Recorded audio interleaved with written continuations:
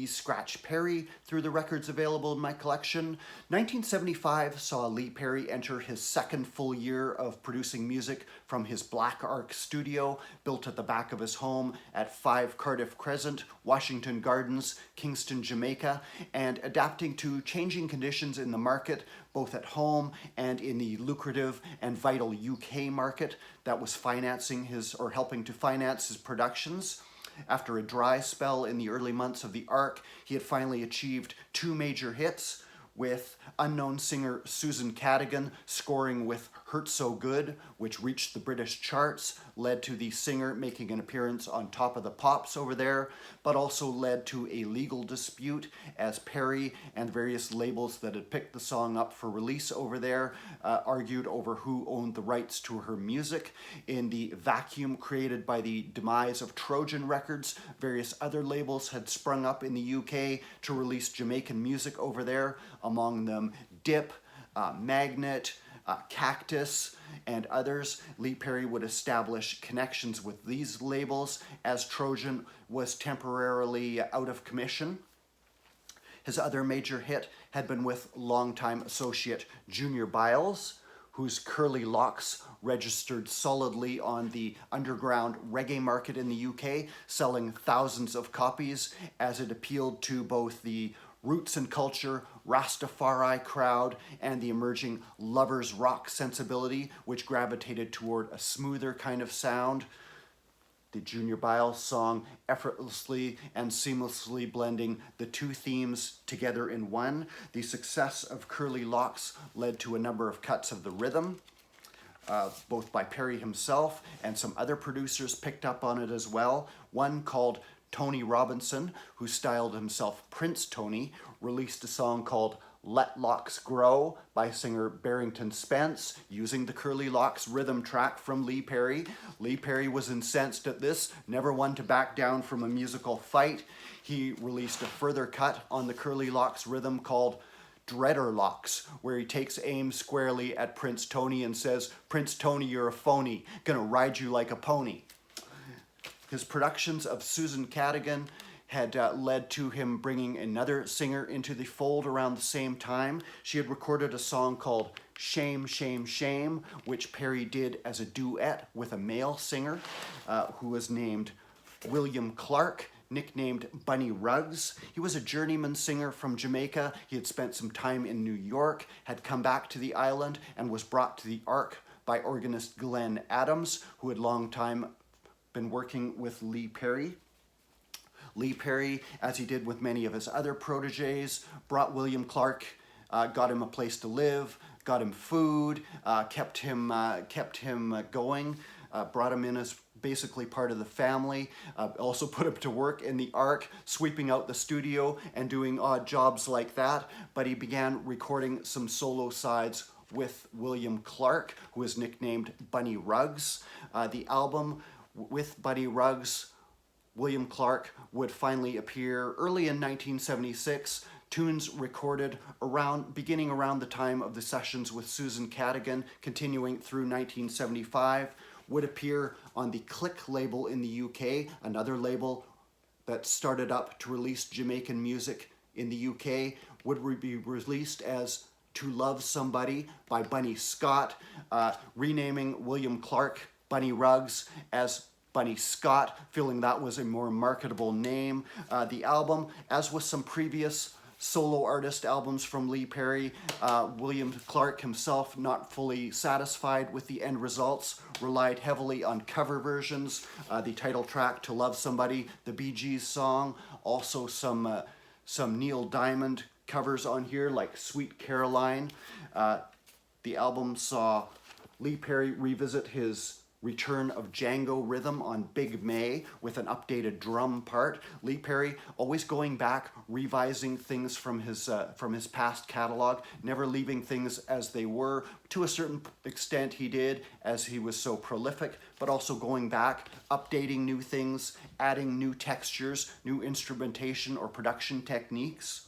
One unusual track was Kinky Fly, which was a funky blaxploitation inspired number that made use both of a precursor of the drum machine, which Perry was experimenting with, called a con rhythm unit, and also utilized the horn section from the Shy-Lights band, which were then on tour in Jamaica. Perry had already sampled the Shy-Lights hit, "For God's Sake, Give More Power to the People," on his own station Underground News. Lee Perry, the soul man, and William Clark, aka Bunny Scott, a very soul-influenced vocalist, would spend about a year working with Lee Perry before going on to front internationally successful reggae band Third World as Bunny Ruggs. This is a 2021 reissue of the album on Freestyle Records, originally appeared in the UK on Click Records, where it was not particularly successful.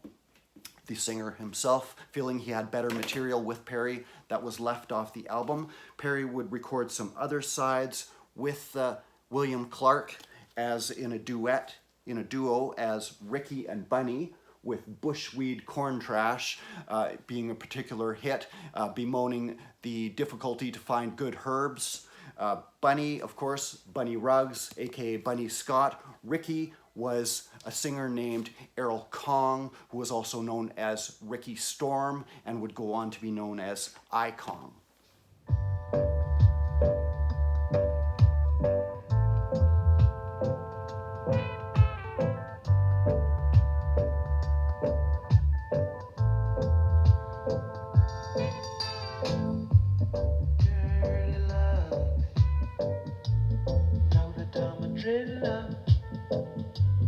Your daddy say you shouldn't play with me. It's alright, girl loves. Know that I'm a driller. Your daddy say you shouldn't play with me. 1975 also saw a number of Lee Perry dub and instrumental albums appear in the UK, primarily through the Dip label, another one that had sprung up to release Jamaican music over there. These would often be very limited quantities and credited either to himself, to his session band, the Upsetters, or some combination thereof. One that originally appeared in an extremely limited pressing, only 300 copies reportedly, which had no cover art, no track titles, just a white label pressing, has come to be known as Musical Bones, which featured Perry's house band, the Upsetters, fronted by trombonist Vin Gordon, hence the bones of the title, after his trombone. This is a strictly instrumental album featuring some updated ska classics as done by Don Drummond, founding member of the Skatalites. Vin Gordon himself, often known as Don Drummond Jr. or Don D Jr. in homage to Don Drummond. Maybe the jazzier side of the Black Ark, looser, more improvisatory. Perry sometimes directing the musicians to switch instruments to see what might happen. One unusual track is called Raw Chaw, where Perry used the production technique of fading the rhythm down at the end and then bringing it back up to create a false ending. He would use this technique on a number of his albums in the period. 5 Cardiff Crescent, his own home address. Musical Bones by Vin Gordon, extremely limited copies, making many of these albums in this period highly sought after rarities nowadays.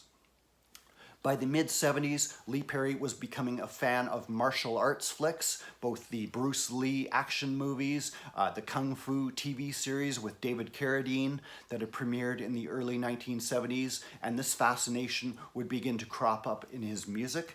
Another one released through Dip in the UK on an extremely limited original pressing was Return of Wax.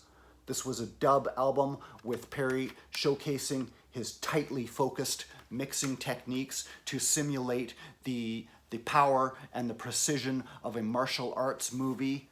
Cover art obviously referencing Kung Fu flicks, as well as the titles Dragon Slayer, Kung Fu Warrior.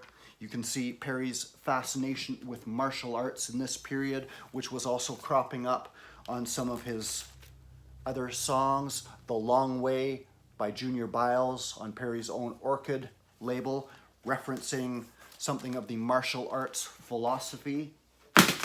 A singer called Pablo Moses had also recorded I Man a Grasshopper at the Ark, not produced by Perry. It would crop up on his Revolutionary Dream album, I Man a Grasshopper, the lead character in the Kung Fu series, often referred to as Grasshopper by his Shaolin monk mentor.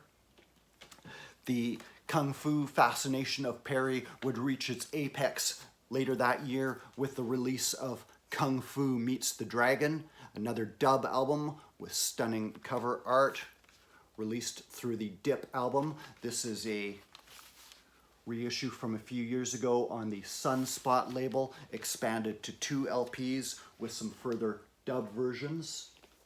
Again, tightly focused dubs with some atmospheric spoken intros by Perry himself and featuring some of his rhythms of the time. Kung Fu Meets the Dragon by the Mighty Upsetter.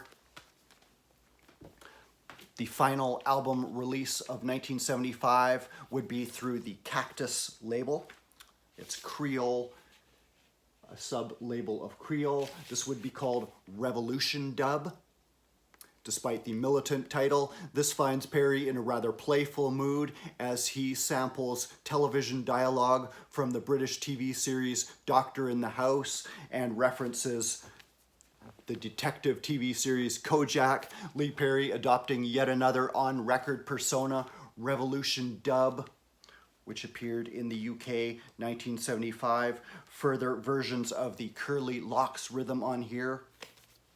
Bushweed, dreadlocks talking. Perry showcasing his experimentation with production techniques. As part of his proceeds from the hit songs Hurt So Good and Curly Locks, Perry had upgraded his mixing desk at the Black Ark from his original Alice model to a Soundcraft, which enabled him to give a fuller, more comprehensive sound to his productions. These productions in his period would see him expanding his repertoire of sound, experimenting with various techniques as he furthers his musical vision. Read me.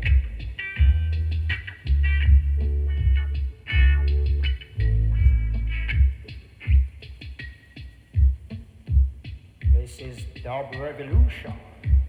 Music to rock the nation.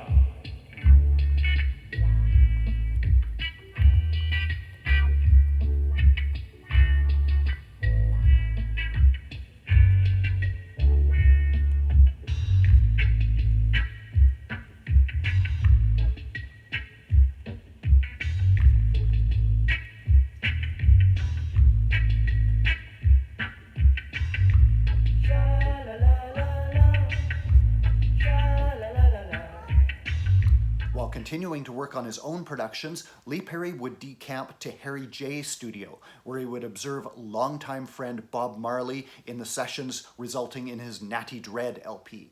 Bob Marley and the Wailers, following their time with Lee Perry, had signed to Island Records, and through albums such as Catch a Fire and Burning, were bringing reggae to a much higher profile and international acclaim than ever before. But Peter Tosh and Bunny Wailer had left the group, and Bob Marley was restructuring his sound with the female harmonies of the I3s as backing vocalists. And he brought Lee Perry to his side to observe some of the sessions. Lee Perry reportedly had some hand in how the final results turned out, though not credited on the Natty Dread LP. Lee Perry present on the sessions at Harry J.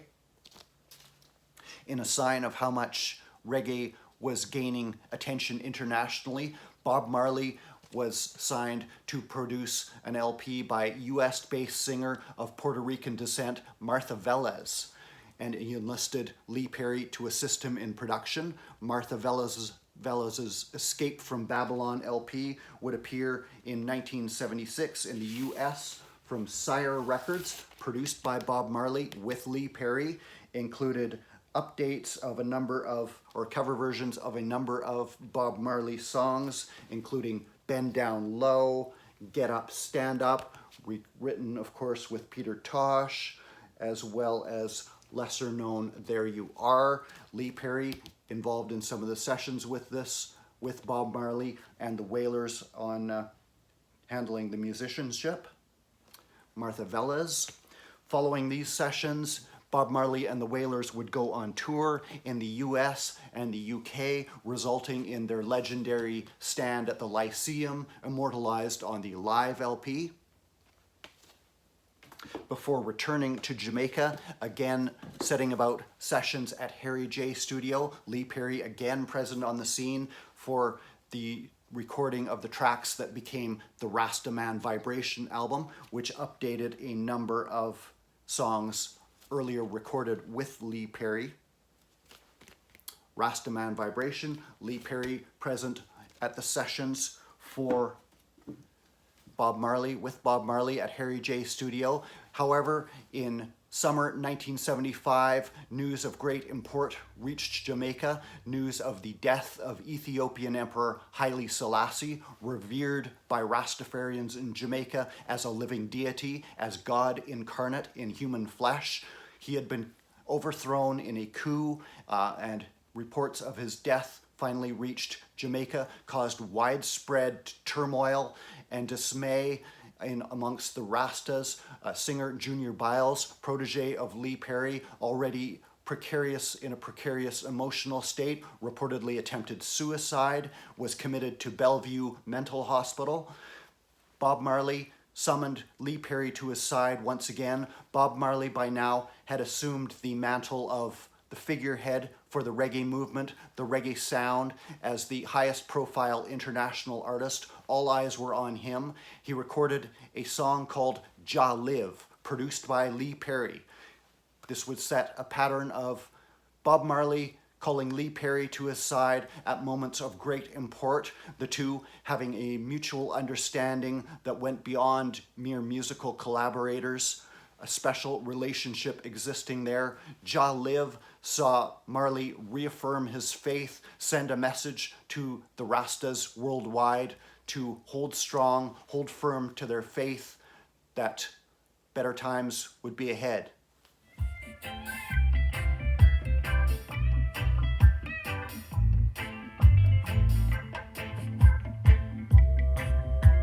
Fools say in their heart, Rasta, your God is dead.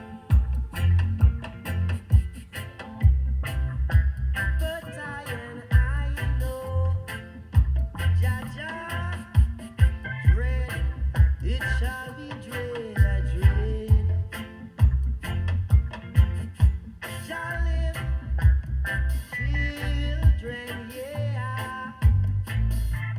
Jah live, children, yeah. Meanwhile, Perry would continue working on his own productions with an array of acts both established and up and coming, putting a then little-known harmony trio called the Mighty Diamonds to work on some backing vocals with his sessions for Susan Cadigan, also working with a group called Time Unlimited, featuring a singer called Junior Delgado.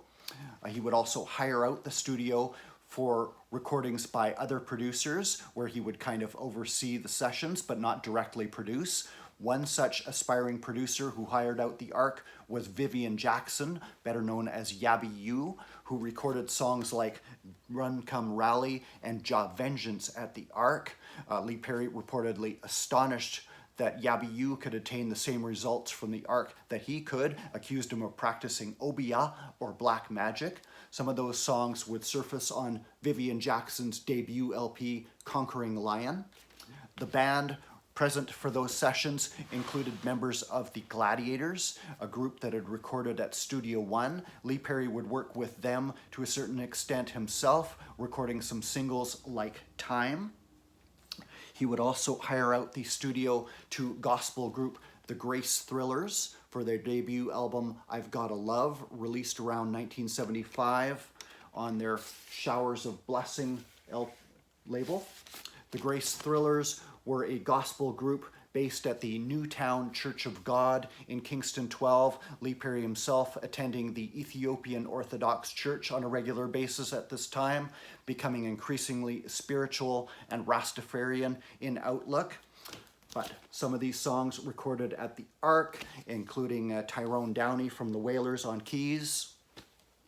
This leads to something of a subtext of Black Ark nuggets with some kind of connection to Lee Perry and his Black Ark, whether or not directly produced by him.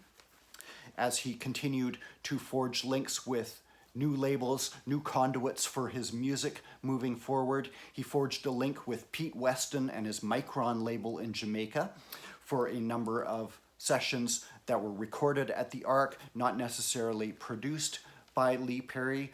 One such song was with former Perry protege Junior Biles, shortly before his extended state of emotional distress resulting in his hospitalization in Bellevue Mental Hospital, for songs such as Lorna Banana, which was produced for the Pete Weston's Micron label and featured Perry applying some of the similar multi-tracking techniques, that echoed multi-tracking sound that he had applied to Dr. Alimentado's Best Dressed Chicken in Town.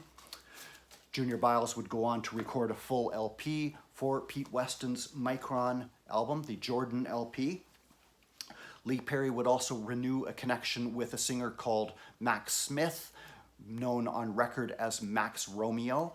Romeo had had a rude hit in Jamaica for Bunny Lee in the late 60s called Wet Dream, but he had undergone a spiritual conversion which saw him reemerge with a series of intensely political, deeply Rastafarian-fueled singles throughout the early 1970s, many for fellow producer Niney the Observer.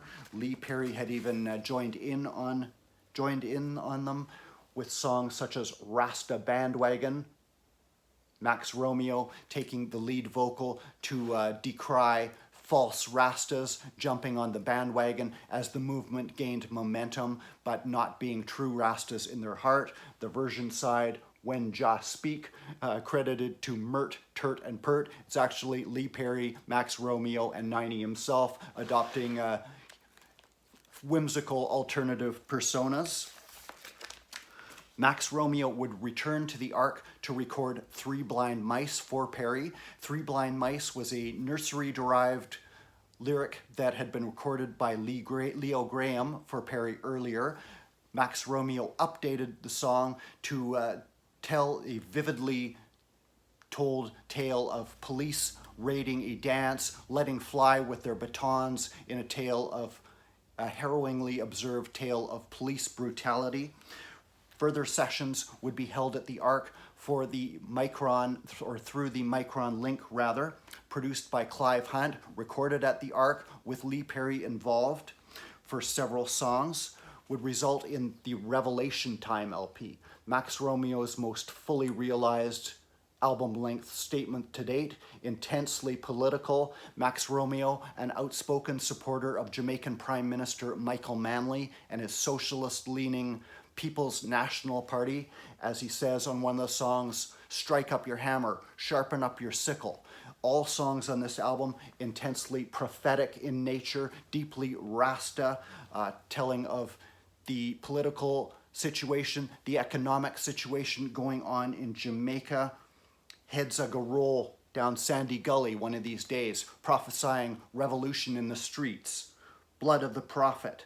Taku would be another song commenting on the state of disarray in Rastafari following the death of Haile Selassie. They say Selassie is lost, but Jaja know him have the last laugh. Hammer and Sickle. There would be DJ versions by Iroy on some of these rhythm tracks. The album would have somewhat of a convoluted history, appearing as Warning Warning on the Jam Sounds label, but partially recorded at the Black Ark. Several songs recorded at the Black Ark would also be reissued by Blood and Fire as Open the Iron Gate, the title song Open the Iron Gate itself, updating a rhythm track Lee Perry had used on his Cloak and Dagger LP a few years before. By the end of 1975, Lee Perry had been continually upgrading the sound of his studio, investing some of his profits from hits like Curly Locks and Hurt So Good into upgrading his equipment. He had upgraded his original mixing board to a Soundcraft model, which gave him a more full sound. A business trip to New York resulted in him spotting a Mutron phasing unit, which he could use to apply a highly densified yet spongy texture to his recordings. He also added a Roland tape delay space echo unit, which enabled him to apply further effects to the tracks as he was recording them. By the end of 1975, the classic sound of the Black Ark that has been emulated ever since, obsessed over by reggae scholars, was fully in place. The sound of his productions would become distinct. Reggae scholars can pick out the sound of those recordings in a heartbeat, and Lee Perry would enter his golden era, even as Jamaica entered into another turbulent election year of 1976. Stay tuned for the next part of my look at Lee Perry.